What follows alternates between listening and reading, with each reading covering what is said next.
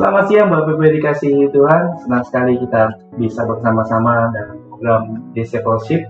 Pada siang hari ini kita kembali pada Sabtu siang ini untuk belajar firman Tuhan. Apa kabarnya Bapak Ibu sekalian? Saya berharap semua baik-baik aja, dalam keadaan sehat, dan saya juga berharap semuanya sehat-sehat semua.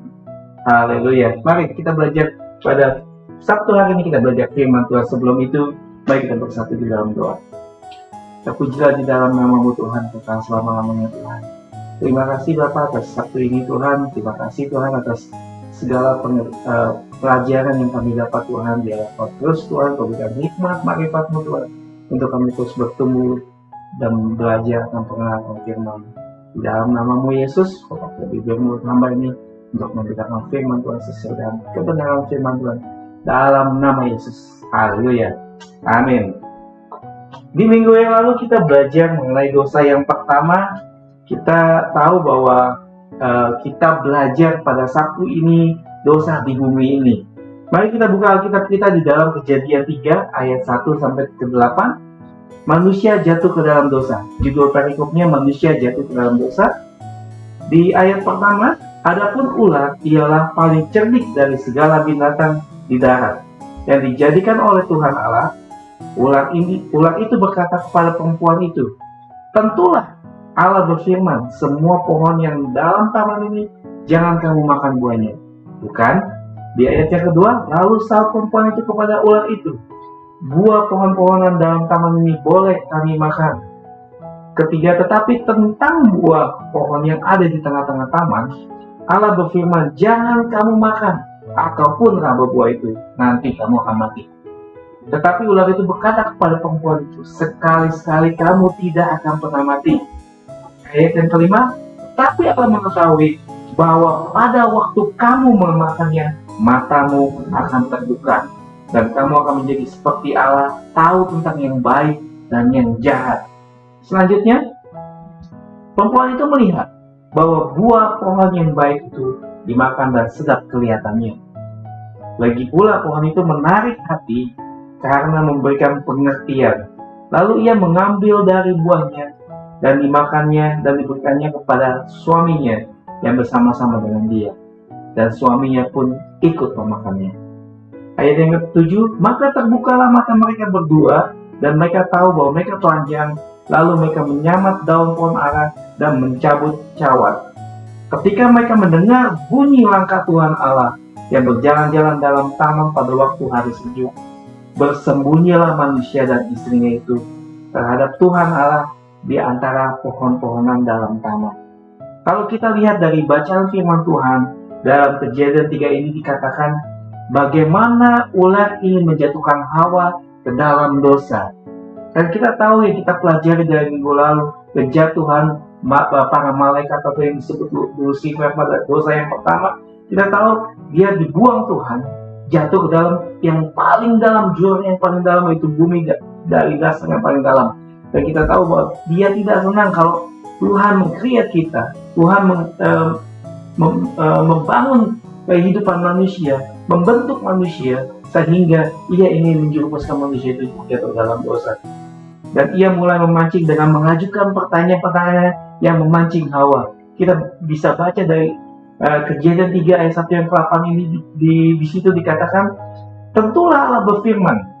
Dia mulai mengatakan, tentulah Allah berfirman, semua pohon dalam taman ini jangan kamu makan buahnya. Bukan?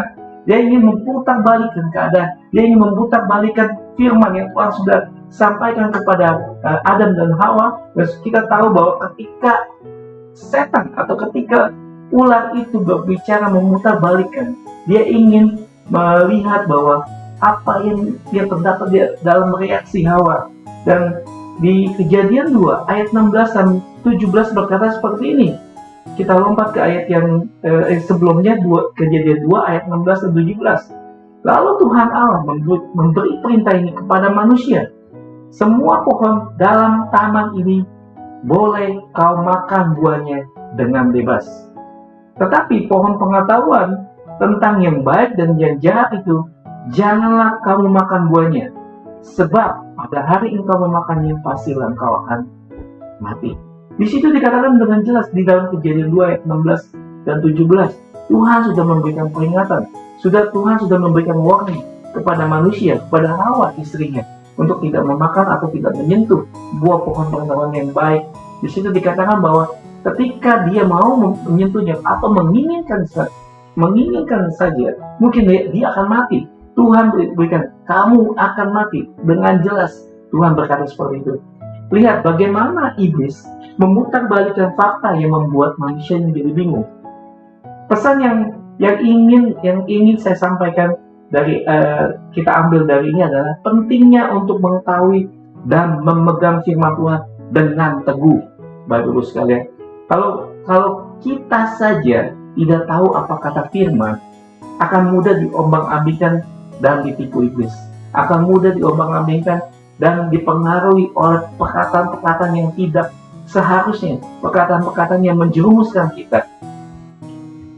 Iblis selalu ingin mencoba untuk membingungkan dan mengubah makna firman Tuhan dan makna firman Allah yang ingin disampaikan. Dia ingin merubahnya, dia ingin memutarbalikkannya. Oleh karena itu kita harus selalu memahami firman Tuhan dan tidak tergoda oleh kata-katanya yang lain.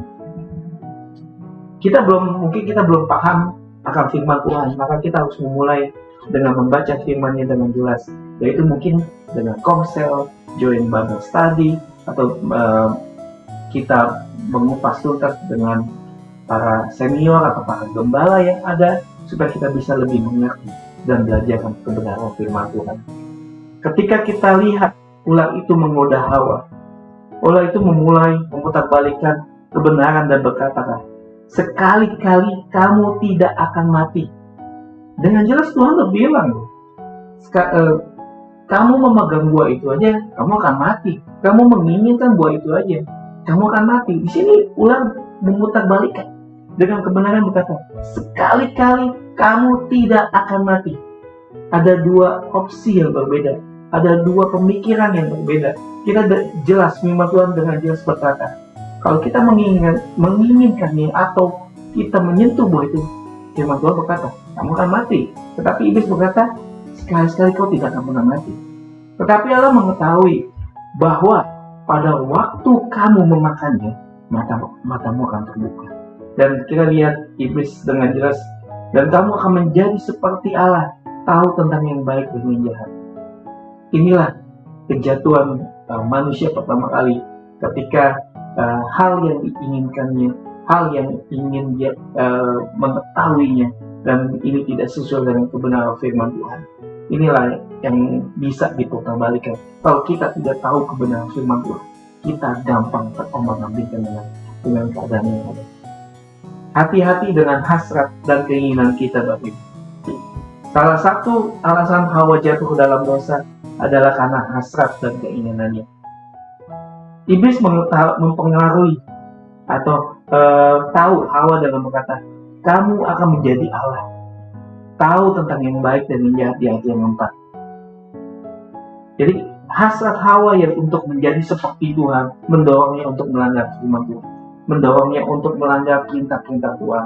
Ini mengajarkan kita untuk kita berhati-hati dengan hasrat dan keinginan kita, terutama jika mereka bertentangan dengan firman Tuhan yang tidak sesuai dengan firman Tuhan yang ada di dalam Bible atau yang ada di dalam Alkitab. Kalau tidak sesuai dengan firman Tuhan, jauh itu. Kalau tidak sesuai dengan kebenaran firman Tuhan, tinggalkan itu. Kesombongan kita, keinginan kita untuk mendapatkan pujian dan pengakuan dari orang lain juga bisa membuat kita jatuh ke dalam dosa, Bapak Ibu sekalian. Kita harus berhati-hati dengan keinginan kita dan selalu mengukurnya dengan standar yang diberikan oleh Allah di dalam firman-Nya. Di manakah Adam saat Hawa berbicara dan memetik buah pengetahuan baik dan jahat itu?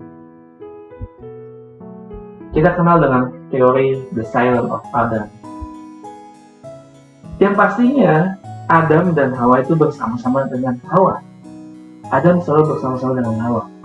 Dan jika Allah tidak memberikan mereka pilihan, pada dasarnya mereka hanyalah sebuah robot atau sebuah bentuk yang dikreat Tuhan, yang diciptakan Tuhan, yang tidak punya keinginan, yang tidak punya pilihan. Robot kan mungkin hanya melakukan kehendak Tuhannya aja. Tapi robot itu diprogram untuk memberikan atau melakukan sesuatu. Allah menciptakan Adam dan Hawa sebagai makhluk yang bebas, dapat mengambil keputusan, dapat memilih yang baik dan jahat, supaya Adam dan Hawa benar-benar bebas. Mereka benar-benar memiliki pilihan. Pada dasarnya tidak ada yang jahat Bapak Ibu mengenai pohon yang baik, mengenai pohon itu atau buahnya. Tetapi rasanya tidak mungkin hanya dengan memakan buah dari pohon itu dapat memberi Adam dan Hawa pengetahuan yang lebih baik.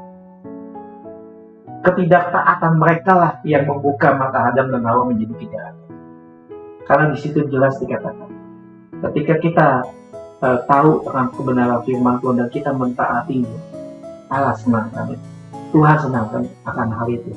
Tetapi ketika kita tidak melanggar aturan yang ada, kita tidak taat apa yang Tuhan beritakan, kita tidak taat apa yang Tuhan kasih dalam hidup kita, itu akan menjadi hal yang jahat di mata Tuhan. Dasar ketidaktaatan mereka itu kepada Allah yang membawa dosa dan kejahatan ke dalam dunia, termasuk di dalam hidup mereka. Ya, Bapak Ibu, memakan buah pohon itu sebagai tindakan ketidaktaatan kepada Allah yang memberi Adam dan Hawa pengetahuan akan kejahatan. Coba kita lihat di dalam Kejadian 3 ayat 6 dan 7 berkata seperti ini. Perempuan itu melihat bahwa buah pohon itu baik untuk dimakan dan sedap kelihatannya. Lagi pula pohon itu menarik hati karena memberikan pengertian.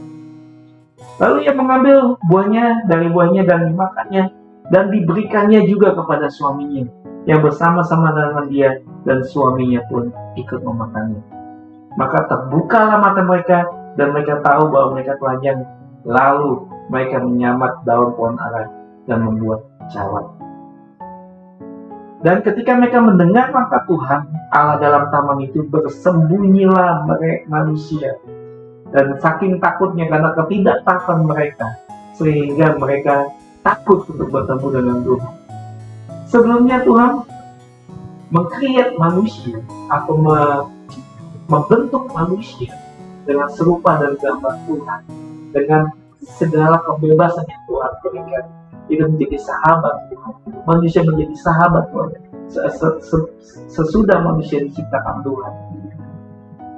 Kita tahu alangkah baiknya kita meng-create manusia serupa dan segambar kita.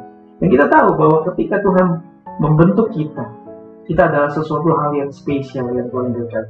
Setiap kita, Bapak, Ibu, dan saya memiliki kespesialan masing-masing. Karena kita tahu bahwa ketika Tuhan membentuk hidup kita, Tuhan pasti punya tujuan-tujuan yang baik buat kehidupan kita. Bukan untuk kecelakaan, rancangan kecelakaan nggak ada tuh bentuk rancangan kecelakaan, tetapi Tuhan memberikan rancangan yang damai sejahtera. Allah tidak menghendaki Adam dan Hawa untuk berdosa, Bapak Ibu. Allah mengetahui apa akibat dari dosa. Allah mengetahui bahwa Adam dan Hawa akan berdosa. Dia tahu, karena dia maha tahu. Dia kuasa, karena dia maha kuasa. Dan karena itu kita akan membawa kejahatan, penderitaan, dan kematian di dalam dunia ini. Kalau begitu, mengapa Allah menempatkan pohon itu di dalam Taman Eden, Bapak Ibu, dan mengizinkan iblis mencobai Adam dan Hawa? Pertanyaannya adalah, karena Allah menempatkan pohon pengetahuan baik dan jahat untuk memberikan Adam dan Hawa pilihan. Terkadang kita juga diperhadapkan seperti itu. Tuhan memberikan pilihan. Tuhan tidak memaksakan kehendaknya untuk jadi ke dalam kita. Tapi Tuhan memberikan pilihan untuk kita memilih hidup kita. Untuk kita memilih kita mau di tracknya Tuhan atau kita mau di track di luar tracknya Tuhan. Karena Tuhan memberikan kebebasan. Tuhan memberikan kita bukan robot, Bapak Ibu, kita human. Tuhan yang menciptakan kita. Tuhan yang meng-create kita untuk kita bisa terus melihat bahwa Dia sang kreator yang luar biasa yang menciptakan hidupnya kita. Allah mengizinkan iblis untuk mencobai Adam dan Hawa untuk membuat mereka memilih. Adam dan Hawa menjatuhkan pilihan berdasarkan kehendak bebas mereka sendiri, Bapak Ibu, untuk tidak taat kepada Allah dan memakan buah pohon terlarang. Akibatnya, kejahatan dosa, penderitaan, penyakit, kematian yang melanda dunia sejak saat itu. Keputusan Adam dan Hawa mengakibatkan setiap orang lahir dengan mengatur dosa atau kecenderungan untuk membuat dosa. Keputusan yang diambil oleh Adam dan Hawa akhirnya menuntut kematian Yesus di atas kayu salib, menyebabkan Ia harus mencucurkan darahnya untuk kita sebagai penebusan dosa kita. Tetapi melalui iman kepada Kristus, kita dapat dibebaskan dari konsekuensi dosa dan pada akhirnya kita bebas dari dosa. Amin. Bandingkan dengan 1 Yohanes 2 ayat 16 berkata, di ayat 16-nya, sebab semua yang ada di dalam dunia ini, yaitu keinginan daging dan keinginan mata, serta gangguan hidup, bukanlah berasal dari Bapa, melainkan dari dunia ini. Jelas dikatakan ya, di dalam 1 Yohanes 2 ayat 16. Ada 3 hal yang menyebabkan Adam dan Hawa jatuh ke dalam dosa. Yang pertama, keinginan daging. Kita bisa baca di dalam 1 Yohanes 2 ayat 16. Yang pertama, keinginan daging. Yang kedua, keinginan mata. Yang ketiga, keangkuhan hidup. Jelas dikatakan dalam firman Tuhan. Ada 3 yang menyebabkan Hawa dan Adam jatuh ke dalam dosa. Yang pertama, keinginan daging, keinginan mata, dan keangkuhan hidup.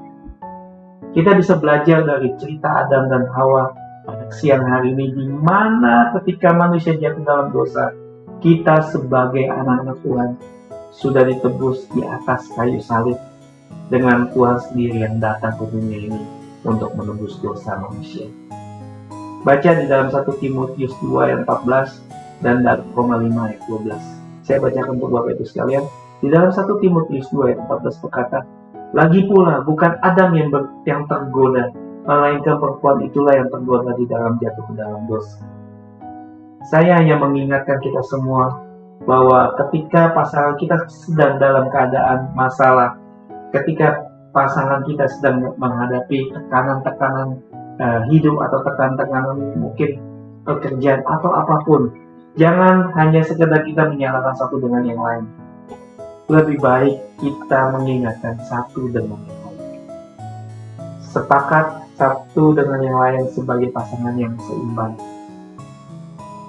Berdoa bersama-sama, meminta bantuan Roh Kudus, meminta bantuan Tuhan Yesus untuk kita bisa terlepas dari setiap godaan yang kita hadapi.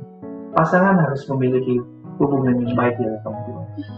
Karena dengan adanya kesatuan hati, kesepakatan bersama-sama, berkat Tuhan dalam atas hidup keluarganya. Amin. Dalam Roma 5 ayat 12 berkata, sebab itu, seperti dosa telah masuk ke dalam dunia ini oleh satu orang, dan oleh dosa itu juga maut, demikianlah maut itu telah menjalar kepada semua orang, karena semua orang telah berbuat dosa. Kita bisa lihat di dalam firman Tuhan yang kita dengar, siapakah yang tergoda lebih dahulu?